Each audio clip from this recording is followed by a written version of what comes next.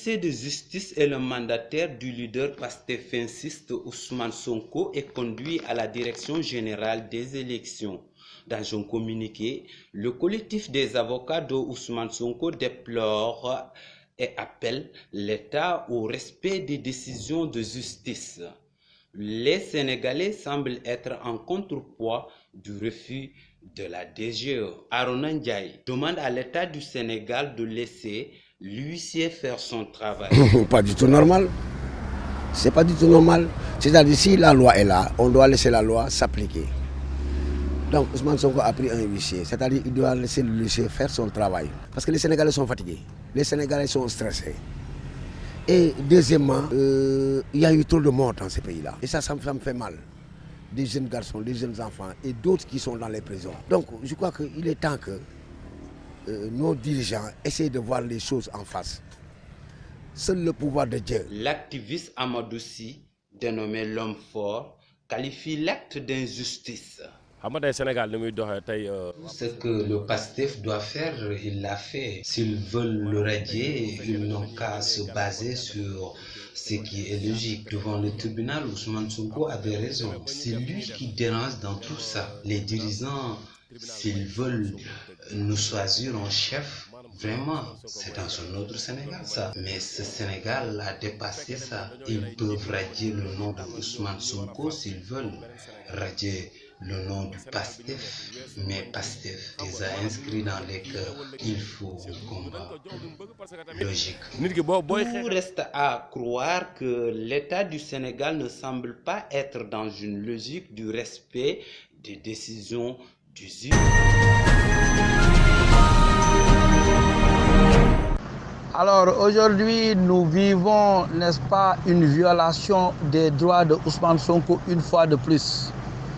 Je crois que l'article 47, alinéa 4, a eu à préciser qu'il fallait lui remettre purement et simplement, après la décision de justice, ses fiches de parrainage.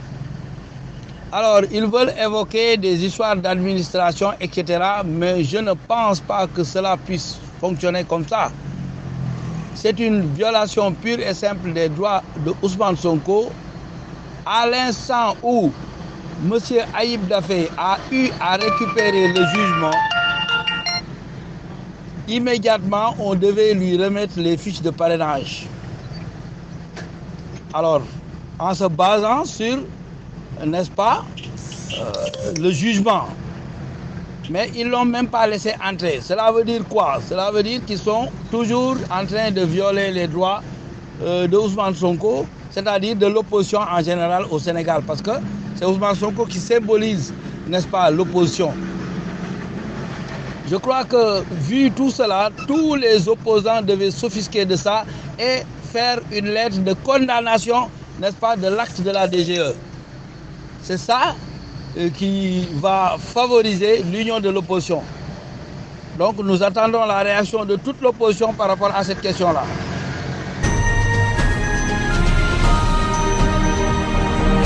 À la fois interdit par la loi et réprimé par les autorités religieuses, l'interruption volontaire de grossesse n'est autorisée au Sénégal que si la vie de la mère est en danger. Mais l'avortement reste interdit, même en cas de viol ou d'inceste. Et les femmes qui le font clandestinement risquent la mort et voire même 2 ans de prison. Une situation déplorable. Madame Barou, sage-femme. Clandestin. Moi provoqué. L'avortement est quelque chose de très grave. Beaucoup de gens le font clandestinement sans pour autant savoir les conséquences qui les attendent. C'est une question de vie ou de mort parce qu'à tout moment, tu peux mourir. C'est pour cela que beaucoup de jeunes filles n'ont pas la conscience tranquille car elles ont le regret à vie. Si elles pouvaient retourner en arrière pour ne pas avorter, elles allaient le faire. D'autres aussi, elles ne vont plus avoir d'enfants parce qu'au cours de l'avortement, elles ont détruit quelque chose au niveau de leur ventre. Le Sénégal ne va jamais accepter l'avortement médicalisé, nous explique-t-elle. Le Sénégal étant un pays laïque qui a 2 religions, l'islam et le christianisme, dont aucune des 2 n'accepte l'avortement. Donc, l'avortement médicalisé ne va jamais être pratiqué ici pour le côté éthique et moral. Savoir qu'il y a quelque chose qui vit en toi et tu l'arrêtes, franchement, c'est déplorable. Sauf si la maman est en danger, là, on peut le faire. Mais l'avortement médicalisé, on peut parler chaque jour, mais jamais ça va être accepté ici. L'avortement n'est autorisé que dans 4 pays africains, la Tunisie, le Cap-Vert, l'Afrique du Sud et le Mozambique. Dans un pays musulman comme le Sénégal, dont les musulmans sont à 99%, l'interruption volontaire de grossesse a-t-elle sa place? La capitale sénégalaise accueille beaucoup de jeunes filles à la quête de l'emploi. Ces dernières, souvent non scolarisées ou avec un niveau d'études moindre, deviennent des aides ménagères. Un travail difficile et pas bien rémunéré. Un exode des filles par suite de ruptures scolaires ou de drames familiaux, comme le décès du père qui subvenait aux besoins de la famille, le divorce ou le décès du mari. Il y a aussi celles qui veulent payer leurs études elles-mêmes et viennent que pendant les vacances. Ainsi, c'est très difficile de trouver une aide ménagère en début d'année scolaire, nous explique Seydou Samake, agent pour les aides ménagères. Nous constatons que pendant les vacances, il y a plus de filles qui cherchent du travail, parce qu'elles quittent donc les villages pour venir ici en ville à la quête de travail, pour pouvoir gérer leurs frais scolaires. Parce qu'aussi, vu que les parents n'ont pas les moyens. Donc, dans cette période, il y a un nombre pléthorique. Donc, c'est la raison pour laquelle aussi beaucoup de filles qui ne sont pas élèves préfèrent rester chez elles le temps que les vacancières repartent dans le village pour venir chercher du travail. C'est pourquoi, actuellement, il y a moins de filles qui cherchent du travail. Les travailleuses de maison sont devenues indispensables pour beaucoup de maîtresses de maison, d'où l'importance de réfléchir sur leur statut et revaloriser leurs conditions de travail. d'Afrique 2024. En effet, depuis quelques sélections maintenant, la moitié des joueurs qui avaient participé au Sacre des Lions lors de la Coupe d'Afrique 2022 au Cameroun ont totalement disparu. Certains de ces joueurs avaient disputé pratiquement l'ensemble des rencontres de la CAN 2022. Des acteurs majeurs et des acteurs à part entière. On peut en citer Saliou Ciss et Bouna Sarr. Bouna Sarr qui avait profité de l'absence de Youssouf Sabaly pour briller et se faire une place. Le joueur du Bayern a été très solide défensivement et était intéressant à son poste. Pourtant, n'avait pas joué le moindre minute en club. Saliou Ciss, de son côté, était aussi brillant sur son couloir avec une facilité de combiner avec Sadio Mané qui a été l'intérêt de l'équipe. En manque de temps de jeu, le sélectionneur Aliou Cissé a donc décidé de se passer de leur service. Moustapha Nam, Keita Baldé, Mamadou Loumdia et Pape Abou Cissé, qui sont titulaires en club, restent toujours dans l'ombre. Alfred Gomis, le gardien de but prêté à Lorient, retrouve sa forme mais pas retenu. Ibrahima Mbaye, Joseph Lopé, écartés sans aucune raison. Pour une meilleure équipe, Aliou Cissé a décidé de faire confiance aux jeunes pour bâtir le meilleur et garder le statut de champion d'Afrique. Ce qui fait qu'en réalité, ce que Israël avait fait sur ce qu'on appelle Masjid al-Aqsa, l'esplanade des mosquées, pendant le mois de Ramadan, il va faire exactement la même chose contre donc, les églises. Ce qui veut dire que le conflit risque de s'élargir aux musulmans et aux chrétiens.